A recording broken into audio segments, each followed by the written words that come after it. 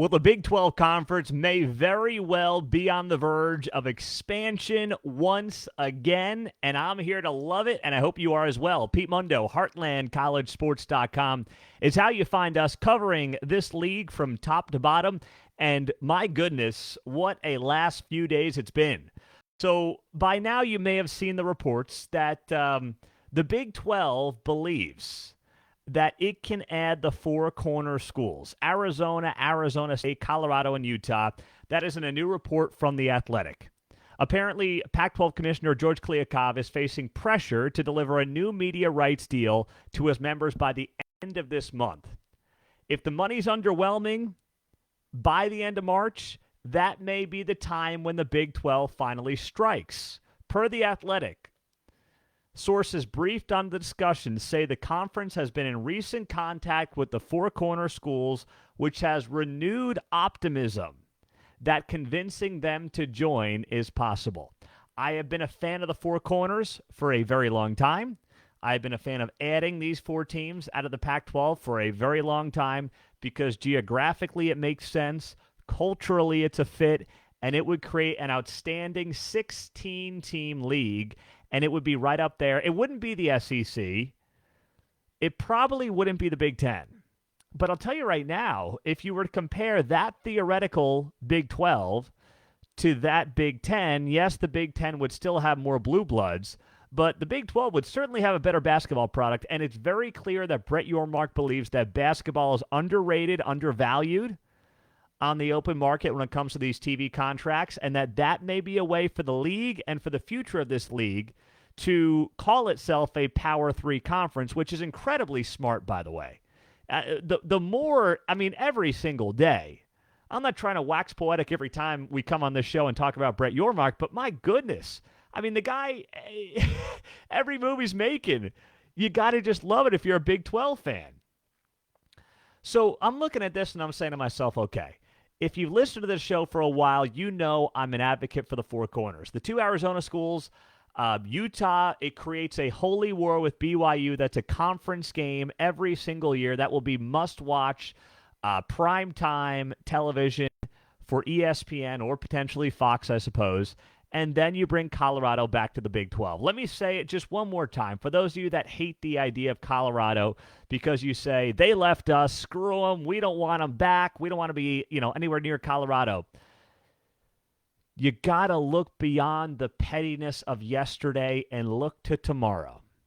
I know that there's a lot of elitists at Colorado who think they're better than the Big 12, who think that they are, or the Big 12 is beneath them, who think that they are of the ilk of Stanford and Cal and UCLA and USC. Don't get me wrong. Those people exist at Colorado. They absolutely do. They've leaked to the press. They exist. They're real. But does that mean that as a Big 12 conference, if they are flailing, if they have nowhere to go, and it's in the best interest of the Big 12 to make this move, you're not going to make it? I am. I'm bringing back some of those Big 12 North matchups with K-State and KU and Iowa State. I'm bringing them back. I want to see them. I want to see some of the old Big 12 matchups, Oklahoma State, Colorado. In a day and age when rivalries are having to be rebuilt and revamped because of conference realignment, bringing back a familiar foe is something I've always been open to. I've always been willing to let bygones be bygones in what I think would be the best interest of this league. And you ask any Big 12 fan, they will tell you, an old school Big 12 fan, they will tell you that Boulder was always an outstanding road trip. And that was long before the weed was legal there. Long before then. So this is like, going back in the old school days of the Big 12. People loved that road trip. I used to work in Oklahoma, and you ask OU fans, they loved going to Boulder. Oklahoma State fans had a blast. And then, yes, you add the media markets of Denver, of Phoenix and Tucson, of Salt Lake City. And you're bringing in solid markets with very good fan bases and large alumni bases as well. You've got schools like Arizona State that has 70-something thousand undergrads in it, right? Arizona is a 40 to 50,000 undergrad school. Utah, big school. Colorado, big school. And then you add in, of course, the basketball angle as well. And with Brett Yormark being so hot on the basketball side of things, this makes all the sense in the world. Arizona is a great basketball addition. Frankly, this league will be upgrading from a basketball perspective if you bring in Houston, right? And you bring in Arizona, just to name a couple. Houston we know is coming. Arizona, we'll see what happens here. But you're bringing in, Arizona's not quite a blue blood, but it's probably just on the outside looking in over the last 25 to 30 years, right? That's a great addition. You got KU Arizona, if you're the Big 12, on a Saturday in, January and February. That's must-watch basketball. The Big 12 is going to have outstanding hoops if you bring in Arizona. So this was a huge report on, this came down late last week, if they can pull this off. Now, the Pac-12 is still confident, apparently, or at least some within the Pac-12 are confident, that they can get something done. But, man, oh, man, you got to be looking at this and saying to yourself, if you're the Big 12, you are in as good a position as you have ever been in when it comes to adding and potentially putting to bed the Pac-12. And if you knock off the Pac-12, there is no more Power 5. The Power 5 is done. The Power 5 is over. The Power 5 is not going to exist. It will be a Power 3.5. You want to call the ACC a power conference? Fine, but you're going to have 3 clear 16-team conferences, the SEC, the Big 10, and the Big 12. The Big 12 is probably still third of those 3, but it's definitely a better basketball conference. Now, the Pac-12 is in a weird position. It's trying to save face right now. They're using their boy John Canzano, who has become the Pac-12 media mouthpiece. And he reported on Friday afternoon that Pac-12 officials are exploring 4 expansion schools. SMU and San Diego State are in the quartet. Colorado State may also be among the candidates, and he does not know who that 4th school is. Here's the thing. Somebody's going to end up looking like a total clown here. Either the Canzanos of the world or the Athletics of the world, which was Mandel and some others. One of these two sides is going to look horrible. They can't both be right. Now, I know who my money's on. My money is not on John Canzano. There's no way. You look at the Pac-12 media sheep and what they've been right and wrong on the last several months. They basically have been wrong on everything. They have poo-pooed the Big 12 media deal. They said it was no big deal. It wasn't really a needle mover. It's okay that Brett Yormark beat George Kliavkoff to the punch. They have been making cases like that for a very long time, and they have been wrong every step of the way.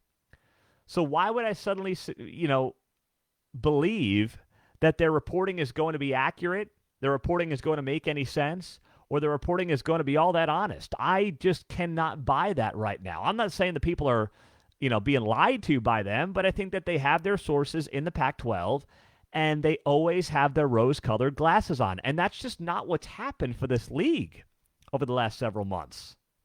Canzano also reports here that this does not mean the Pac-12 will definitely add 4 schools via expansion. It just means that the board gave the green light to kick the tires on 4 possible additions.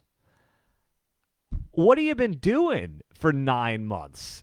Kick the tires on 4 additions?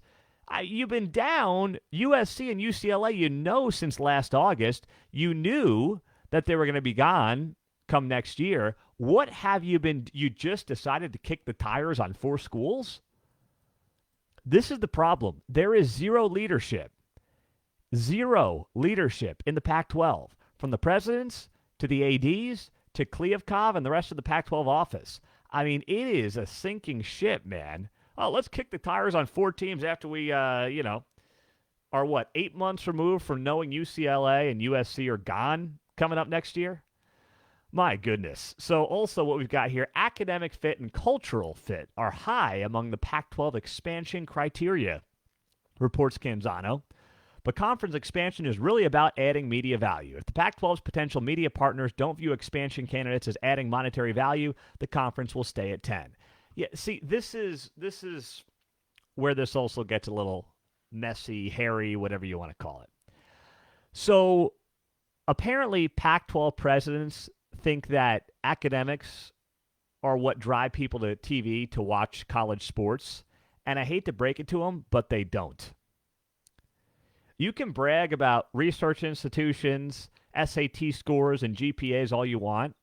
When you sit down to watch a college football game on a Saturday, you sit down to watch a college basketball game during the week in the wintertime, nobody cares about the GPA of the school. Nobody cares about what you're researching in the science department. Nobody cares what the average SAT is right now to get into that school. They are watching because of the entertainment on the field or on the court.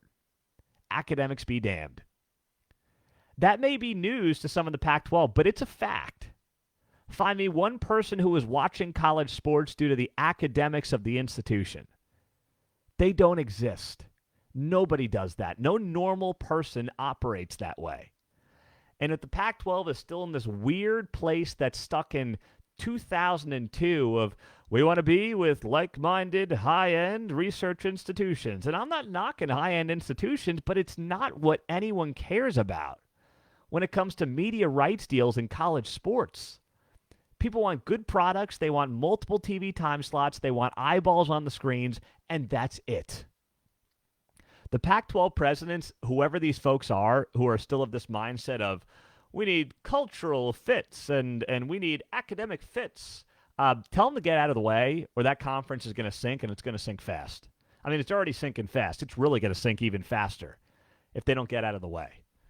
Now, cultural fits I get.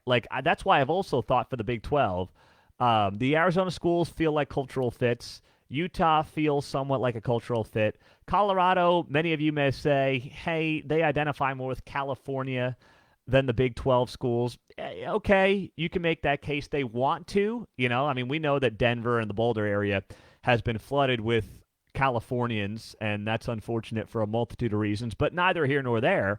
You look at that and you say to yourself, okay, they certainly view themselves more in line with California than, say, the Heartland. But in the end, they know the Big 12. They've been a part of the Big 12.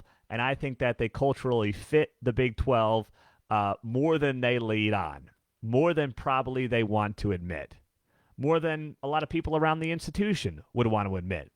But I think everybody will get over that really quickly, and that will be a moot point before long. So this is enormous for the Big 12, and this is a big deal in terms of what the next few weeks may bring. March Madness may not just be about what happens on the basketball court. March Madness may also be about whatever happens in conference realignment. This month is going to be bonkers.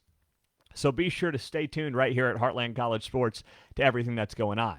Now, something else that came out of this report this week that I want to share with you is that Brett Yormark is in apparently, now this is the report, he is in deep discussions with Gonzaga about a Big 12 move. Now, that's a big deal. That's also part of the Athletic report. Yormark strongly believes basketball is undervalued in this latest round of television rights talks, according to The Athletic, and he's hinted at the possibility of separating it from football and selling those rights uniquely when the Big 12 next hits the open market in 2030, 2031, which makes Gonzaga an attractive option. So basically, this is next-level thinking by Yormark. This is Yormark seeing into the future and saying it's not just going to be about a Big 12 contract with ESPN and Fox. It will be a Big 12 football contract with ESPN and Fox. It could be a Big 12 basketball contract with Turner or TBS, TNT, that whole group. Like, you could sell these media rights differently. You could sell football, and then you could sell basketball. I do believe, I see what he's saying. Like, oftentimes, you look at the Big East. The Big East contract is something like $5 to $7 million a year per school. Those are just basketball schools.